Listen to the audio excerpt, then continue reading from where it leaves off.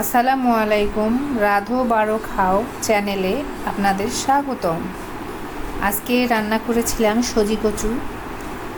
এটা আমি আসলে মাছ মাংস অনেকেই মাছ দিয়ে খায়, আমি খাই না। আমি নর্মালি এইভাবেই রান্না করে খাই। আপনারাও প্লিজ ট্রাই করে দেখবেন, আশা করি অনেক ভালো লাগবে।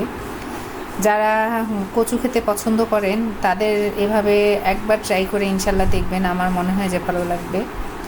প্রথমে আমি মরিচ রসুন বেটে নিয়েছিলাম হামানদিস্তায়। তারপরে পেঁয়াজটাকে তেল দিয়ে ভেজে পেঁয়াজ রসুন মরিচ আর রসুনটা দিয়ে দিলাম, দিয়ে কচুটা দিয়ে দিলাম, দিয়ে একটু নেড়ে তারপরে একটু ভাজা ভাজা করে নিয়ে পানি দিয়ে দিয়েছিলাম।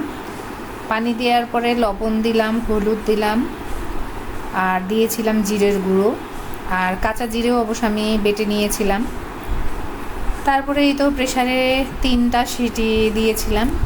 তারপরে খুলে পানিটা শুকিয়ে নিয়ে এরকম ঘন করে নামিয়ে নিলাম। খেয়ে দেখবেন দুর্দান্ত অসাধারণ হয়, ঝাল ঝাল।